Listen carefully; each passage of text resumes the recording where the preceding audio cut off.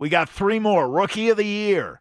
Parker lost his mind, and nothing against Malik Reed, but he ain't the Rookie of the Year. Yeah, I He don't know what lost his Parker was mind doing on that with one. on that. I can tell you what I was doing. Dalton Reisender's played so well, I didn't even think about him when I started thinking about the rookies on this team.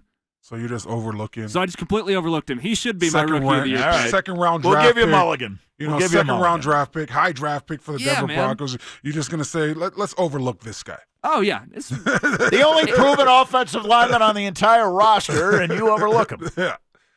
Yeah. It has to be Dalton Reisender. I mean, when you look at day one coming in and offensive linemen play 100% of the snaps every game unless you get hurt. He's been out there. He's been very solid for this offensive line. But also, when you look at the surrounding cast, he's played above and beyond to the guys that are on that offensive line. And the thing that impresses me the most about Dalton Reisner, how many penalties does he have this season, Sandy? I have no idea. I mean, there's one. I think he has one I or remember two, the one, the illegal man down the field. Yeah, I remember that's that. the one I remember. But I don't remember and there might have anything been else. another one. There might I don't remember. There might have been another pre-snap penalty, but I'm not sure he's had any pre-snap penalties this year. Yeah, and I'd be interested to know how many missed assignments does this guy have, because he seems like he truly understands the game plan week in, week out. So He's the smartest guy in the room. He's got to be the guy, hands smartest down. guy in the room. Absolutely. All right, team MVP. I think we all agree on this. Team MVP. Overall team MVP. Yeah. It's got to be Cortland Sutton. Yeah, I think so. Parker got that right for Parker sure. got that right. He got the mulligan back in the saddle on Reisner and regained his sentences and senses. Not only sentences, but senses with Cortland Sutton. Yeah. Cortland has been phenomenal all year with Emmanuel Sanders here. Emmanuel was the one, and that's how teams approached it week in, week out. But the thing that has made Cortland really pop out to me is that the Broncos are not game planning situations where they're saying, hey, okay, this play's going to Cortland Sutton. Cortland's just going out there and getting open. And he built up that rapport with Joe Flacco when Flacco was the starting quarterback, and he was able to, Joe Flacco was able to rely on him in huge situations. But you see last week now when Brandon Allen becomes the quarterback, and it's not a great throw that Cortland scores a touchdown on. That throw right there on that go route could have been picked. Is supposed to be thrown towards the back end of that end zone. Right. Towards that pylon. Not inside. Or it's supposed to be thrown to the back shoulder where Cortland's coming back to it. That throw was thrown inside. It could have been an interception. Easily. Any other wide receiver on this team. And that's Denzel Ward, who's a player. Yeah, I think it is an interception if you're throwing to any other player on this team. Even if Emmanuel Sanders was still on this team, I think it's an interception if you're throwing that ball to him. Well, and Cortland goes 6'4" up and makes an incredible play and just absolutely gets the ball and is able to score that touchdown. So, and then you look at last week, you look at him catching the ball over the middle. You look at how much he's improved at his route running ability. And now you see him have this stiff arm where it's just like, oh my gosh, I don't want to get in front of this big freight train when he gets the ball in the open field. So I agree with Parker right there. And I think you agree as well. I do agree. And I was a Cortland Sutton skeptic during training camp. And I thought Emmanuel Sanders was right to challenge him. I don't think the fight needed to last 10 minutes. But I thought maybe that was a sign of fracturing, but it may not have helped Emmanuel Sanders. It did help Cortland Sutton. I mean, he's been great, and he's been consistent week in, week out, a player without whom the Broncos could survive and win really any games. Okay, last one, biggest disappointment.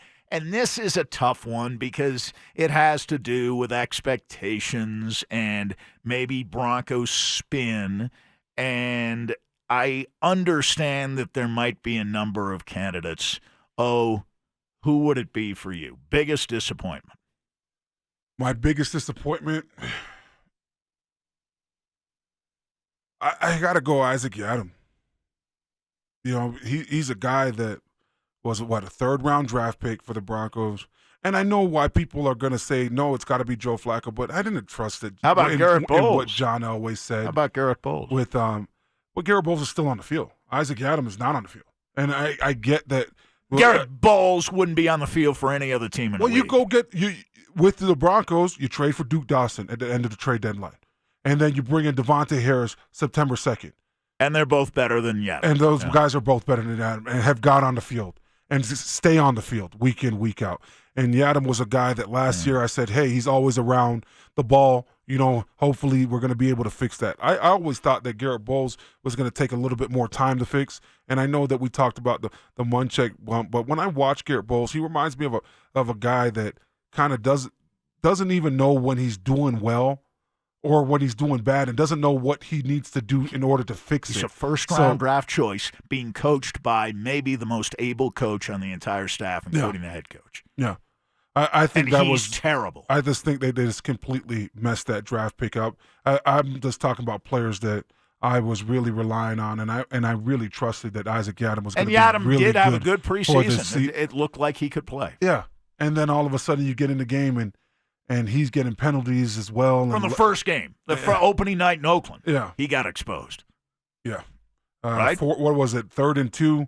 He's he 12 yards off of Tyrell Williams in that Oakland game. In the first half of that opener, 106 yards in passing yardage against him, just him. We're talking about Harris not giving up a 90-plus yard game. In a whole game. To any elite receiver this year. Yeah. Yadam wasn't guarding or covering an elite receiver that night. He was covering, for the most part, I guess, Tyrell Williams. And he was getting scorched. Yep. Whoever he was on, the Raiders were owning in on him and exploiting him and exposing him. Yeah, they were lining up and saying, where's 26? Let's go at him. True. That's an interesting choice. Our man Parker at Joe Flacco.